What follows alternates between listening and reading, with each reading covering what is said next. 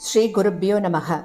குருர் பிரம்மா குருர் விஷ்ணுர் குருர் தேவோ மகேஸ்வரக குரு சாட்சாத் பரம் பிரம்ம தஸ்மை ஸ்ரீ குரவே நமக. சதாசிவசமாரம்பாம் சங்கராச்சாரிய மத்தியமாம் அஸ்மதாச்சாரிய பர்யந்தாம் வந்தே குரு பரம்பராம். குரவே சர்வலோகானாம் விஷஜே பவரோகிணாம் நிதயே சர்வவித்யானாம் தட்சிணாமூர்த்தயே நமக.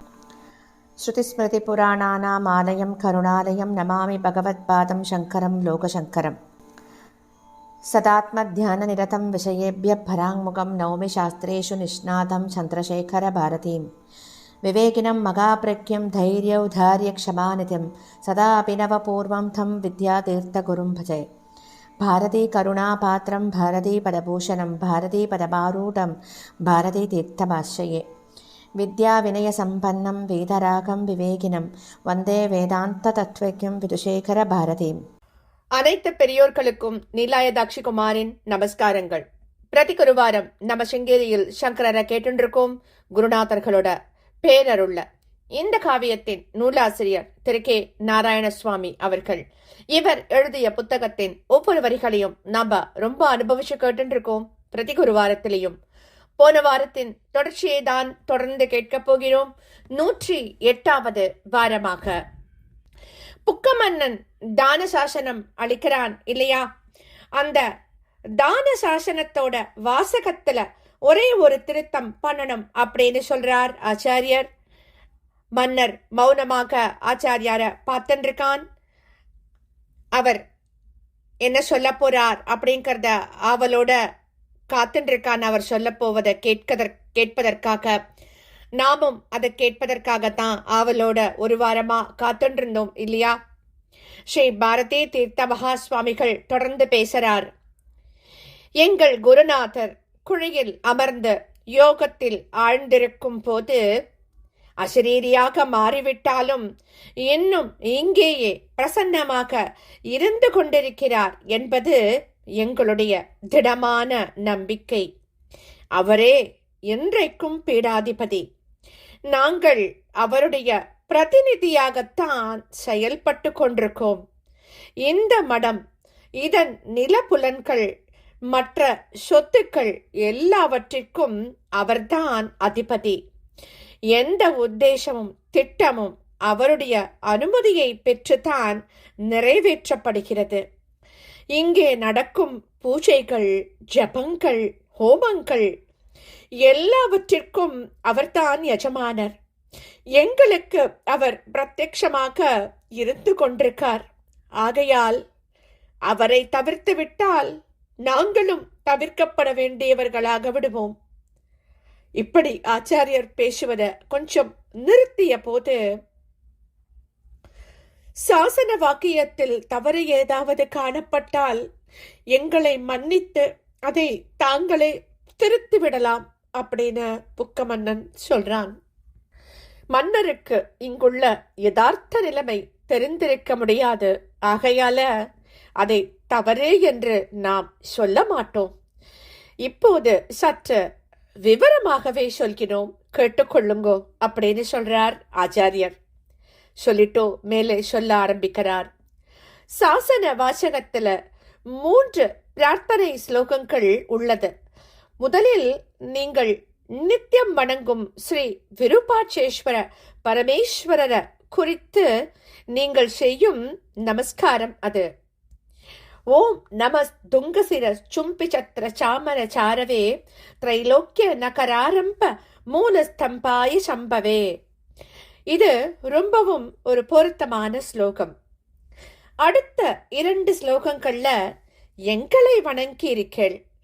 நாம் சற்று முன்னாடி சொன்னபடி எங்களுக்கு ஒரு அதிபர் இருக்கும் போது அவரை விட்டுட்டு எங்களை போற்றியிருப்பது மிகவும் அனுச்சிதம். இந்த 2 ஸ்லோகங்களையும் எடுத்துட்டோ எங்கள் குருநாதரை போற்றும் ஸ்லோகத்தை அங்கே சேர்த்துடுங்கோ. அப்படிப்பட்ட ஸ்லோகத்தையும் நாமே இப்போது சொல்லிவிடுகிறோம். அதையும் தாங்கள் எழுதி கொள்ளலாம் அப்படின்னு சொல்றார் ஸ்ரீ பாரதி தீர்த்த சுவாமிகள். மன்னருக்கு குரல் தழுதழுத்து போயிடுத்து. அந்த தழுதழுத்த குரல்லையே அவர் பேச ஆரம்பிக்கிறார். ஜகத்குரு அவர்களே, தங்கள் உள்ளத்தில் இருப்பதை தெரிந்து கொண்டோம். தங்களுடைய வாக்கிலிருந்தே அந்த ஸ்லோகம் வரட்டும். அதை கேட்டு குறித்து கொள்ள மிகவும் ஆவலாக காத்திருக்கோம் அப்படின்னு சொல்றார். ஸ்ரீ பாரதி தீர்த்த சுவாமிகள் தம்முடைய இரு கைகளையும் கைகூப்பிக் கொண்டு மூலஸ்தானத்தில் காட்சியளித்துக் கொண்டிருந்த ஸ்ரீ வித்யாசங்கர வணங்குறார். பிறகு கண்களை மூடிண்டு சிறிது நேரம் தியானத்துல ஆழ்ந்திருக்கார். அவருடைய கண்களிலிருந்து நீர் வழியிறது. அந்த நிலையில் இருந்தவாறே ஒரு ஸ்லோகத்தை நிறுத்தி நிறுத்தி நிதானமா சொல்றார். சற்று இடைவெளி விட்டு மீண்டும் ஒரு முறை அந்த ஸ்லோகத்தை சொல்றார். அவர் சொல்ல சொல்ல மாதவ மந்திரி அதை எழுதிக்கொண்டே வரார். அந்த ஸ்லோகம் ஸ்ரீ வித்யா தீர்த்தரை போற்றிய ஸ்லோகம். அது வித்யா தீர்த்த யதீந்திரோ அயம் அரிச்சேதே திவாகரம் தமோ ஹரதி யத் பும்சாம் அந்தர்பகி அகர்நிஷம். என்ன அர்த்தம் அப்படின்னா, சந்நியாசிகளுக்கெல்லாம் முதல்வரான வித்யா தீர்த்த யதீந்திரர் சூரிய பகவானையும் விஞ்சியவராகிவிட்டார். கதிரவன் வெளியிருட்டை மட்டும் போக்கி பகலை கொடுக்கிறார். அவரோ அல்லும் பகலும் ஜனங்களுடைய அஞ்ஞானம் என்கின்ற உள் இருட்டையும் வெளி இருட்டையும் சேர்த்து போக்குகிறார். இப்பேற்பட்ட இந்த அர்த்தமுள்ள அந்த ஸ்லோகத்தை கேட்ட புக்க மகாராஜா தன்னையே மறந்தவராக மௌனமா இருக்கார். தானும் கைகளை கூப்பிண்டோ கர்ப்ப கிரகத்துல தீப ஒளியில காட்சி அளித்து கொண்டிருந்த ஸ்ரீ வித்யாசங்கர லிங்கத்தையே பார்த்தவாறு பரவசத்தோட இருக்கார். அந்த சமயத்தில் கர்ப்ப கிரகத்தின் மேல் விட்டத்திலிருந்து தொங்கிக் கொண்டு குளிர்ந்த ஒளியை தந்து கொண்டிருந்த தூண்டா விளக்கு முத்து முத்தாக தீபச்சுடர்களை சொரிந்து கொண்டிருக்கு. அதையும் பார்த்த புக்க மன்னர் தன் சூழ்நிலையே மறந்து போனார். அங்க எங்கும் மௌனம் நிலவர்து. ஸ்ரீ ஆச்சாரியர் கண்களை திறந்து பேசத் தொடங்கியவுடன் அவர் பேச ஆரம்பிச்சதுக்கு அப்புறம்தான் மன்னர் தன் நிலைக்கே திரும்புறார். அவர் பேச ஆரம்பிக்கிறார். ஆச்சாரியர், புக்கராயரே, நீங்கள் ஸ்ருங்கேரிக்கு வந்த உத்தேசம் இங்கு பீடாதிபதியாக ஆட்சி புரிந்து வரும் குருநாதரை தரிசித்து அவருடைய ஆசையை பெறுவதற்காக அல்லவோ? அதோ அங்கே சிவலிங்க உருவத்தில பிரசன்னமாக இருப்பவர்தான் இங்கே இன்னமும் பீடாதிபதி. அவருடைய ஆட்சிதான் இங்கு நடந்து கொண்டிருக்கு. அவரை நீங்கள் தரிசித்து அவருடைய பாதங்களுக்கு பூஜை செய்ததால் உங்களுடைய உத்தேசம் நன்கு நிறைவேறிவிட்டது. அவருடைய பரிபூரணமான ஆசையையும் நீங்கள் பெற்றுவிட்டீர்கள். இந்த விஷயத்தையும் அந்த சாசன வாசகத்துல சேர்த்து கல்லில் பொறிக்கச் சொல்லுங்கோ அப்படின்னு சொல்றார் ஸ்ரீ பாரதி தீர்த்த சுவாமிகள். அவர் சொன்ன அந்த வாக்கியங்கள் அவ்வாறே செய்யப்படுறது. அந்த ஸ்ருங்கேரி சக 1277 ஷிலா சாசனத்தின் வாசகத்தில் காணப்படும் வாக்கியங்களில் வீர புக்கண்ண உடையார் ஸ்ருங்ககிரிக்கு வந்து சகம் 1277 மன்மத ஆண்டு பால்குண சுத்த பிரதமை தினத்தன்று ஸ்ரீ வித்யாதீர்த்தரை தரிசனம் செய்து சாந்தலிகே நாடு கெலவெல்லி கிராமத்தின் 300 கத்தியானம் பெருமானம் உள்ள நிலங்களை ஸ்ரீ மடத்திற்கு சாசனம் செய்து கொடுத்தார் என்றும் அதிலிருந்து கிடைக்கும் வருமானம் தேவதா பூஜைகளுக்கும் நைவேத்தியங்களுக்கும் யதிகளுக்கு பிக்ஷை அளிப்பதற்கும் வேத பண்டித பிராமணர்களையும் மடத்தின் பரிசாரக ஜனங்களை போக்ஷிப்பதற்கும் அப்படின்னு கன்னட லிபியில, அதாவது பழைய கன்னட லிபியில எழுதப்பட்டிருக்கு. நமக்கு இதெல்லாம் கேட்கும் போதே புல்லரிச்சு போறது இல்லையா? இதெல்லாம் கேட்டதே கிடையாது. புக்க மகராஜனோட கோரிக்கைய பத்தி இப்போ நம்ம கேட்டு இருக்கோம் இல்லையா? புக்க மகராஜனும் ஸ்ரீ வித்யாரண்யரும் சிங்கேரிக்கு வந்து ஜெகத்குரு ஸ்ரீ பாரதி கிருஷ்ண தீர்த்தருடன் சிறிது காலம் சந்தோஷமாக இருந்தது விவரமாக வர்ணித்துக் கொண்டே வந்து 7வது சர்க்கத்தின் கடைசி 3 ஸ்லோகங்கள்ல ஸ்ரீ பாரதி கிருஷ்ண தீர்த்தரின் சரித்திரத்தை சட்டென முடித்துவிட்டார் ஸ்ரீ குருவம்ச காவியத்தின் கர்த்தா. 7வது சர்க்கத்தின் 48வது ஸ்லோகத்துல இரு யதீஸ்வரர்களிடமும் விடை பெற்றுக்கொண்டு புக்கராஜன் தன் ராஜதானிக்கு பரிவாரங்களோட திரும்பிச் சென்றான். சிங்கேரியில் ஸ்ரீ பாரதி தீர்த்த சுவாமிகளும் ஸ்ரீ வித்யாரண்ய சுவாமிகளும் பரஸ்பரம் பரமஸ்நேக பாவத்துடன் இருந்து வந்தார்கள் அப்படின்னு சொல்லிட்டு அடுத்த 49வது ஸ்லோகத்துல ஸ்ரீ பாரதி கிருஷ்ண தீர்த்தர் மடத்தின் நிர்வாகம் போன்ற காரியங்களின் பாரத்தை வித்வான்களில் சிறந்தவரான ஸ்ரீ வித்யாரண்யரிடம் ஒப்படைத்துவிட்டு ஸ்ரீ வித்யாசங்கரரை தம் கரங்களாலேயே பூஜித்துக் கொண்டிருந்தவராக கைவல்யத்தை அடைந்தார். இப்படி அந்த ஜெகத்குருவின் சரித்திரத்தை முடிச்சுட்டார். புக்கன் சிங்கேரிக்கு கடைசியாக வந்தது கிபி 1356வது ஆண்டில். ஸ்ரீ பாரதி கிருஷ்ண தீர்த்தரின் கைவல்யம் கிபி 1380வது ஆண்டில். இடையில் சுமார் 24 ஆண்டுகள் ஸ்ரீ வித்யாரண்யர் ஸ்ரீ பாரதி கிருஷ்ண தீர்த்தருடன் சேர்ந்து சிங்கேரியிலேயே வாசம் செஞ்சிருக்கார். அந்த நீண்ட காலத்துல தான் இருவரும் சேர்ந்தோ அல்லது தனித்தனியாகவோ பல உயர்ந்த நூல்களை எழுதியிருக்கணும்.